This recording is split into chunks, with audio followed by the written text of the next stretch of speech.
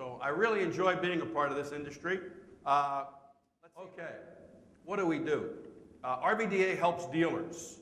We help dealers do things better. We help make their employees more professional. We help expand the market for them.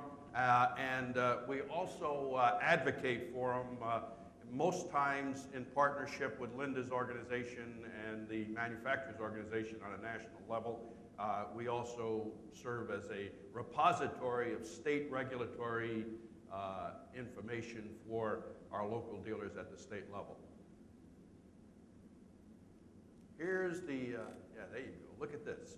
Like a pig through a python.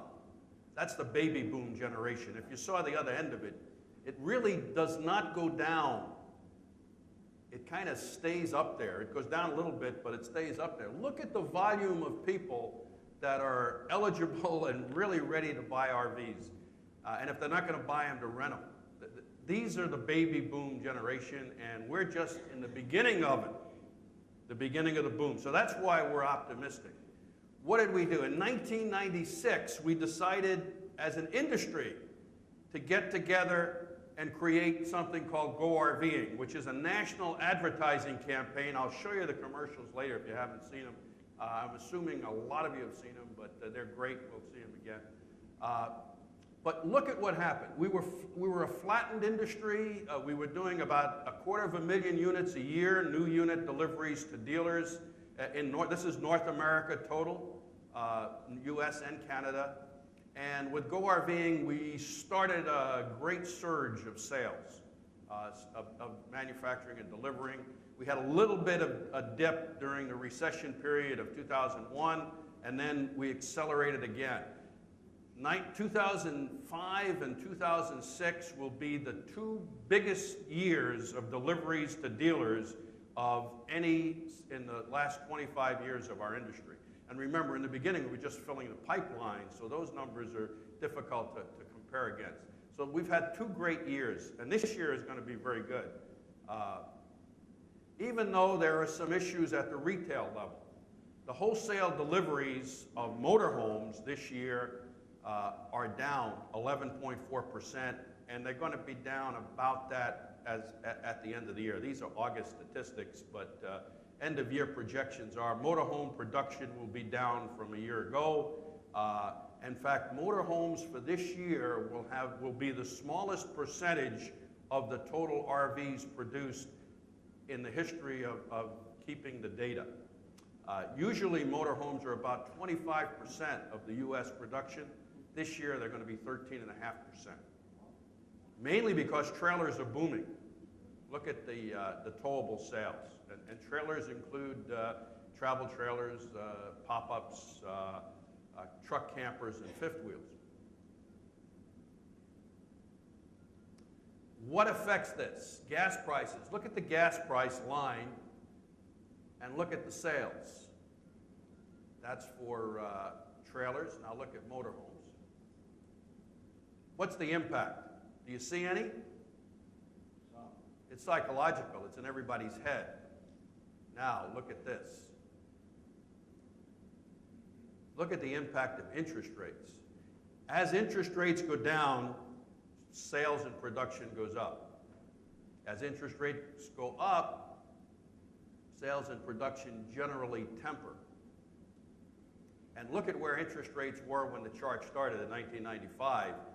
We can show you interest rates of 12.5%, 13, 14, 15, 16% if we go back far enough, back in the late 70s and early 80s.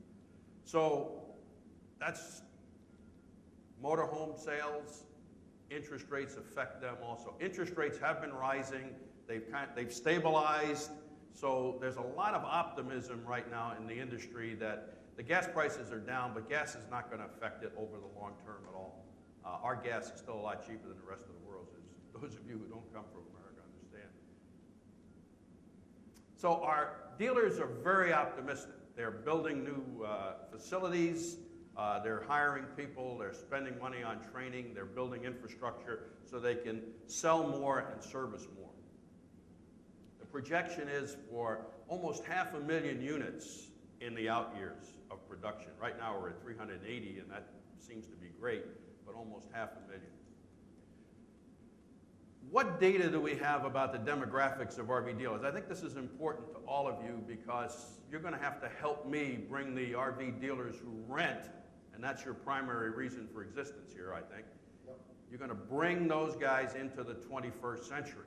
Before we get them to the 21st, we've got to get them to the 19th and then the 20th, but there are some issues, and you're going to help me do that, okay? Or I'm going to help you do that one way or the other. We rely on the census data. The U.S. Census Department, the U.S. Department of Commerce, does a 5-year business census, and they release the data within about 2 years after that. So we're really getting. This is the relationship. We have, in 2002, there were 2,658. I mean, 2002 there were 2,780. In 1997 there were 2,658. Those are dealerships. 58% of those dealerships have 8 or fewer employees, so they really don't count very much. The real core dealerships I'll show you in a minute.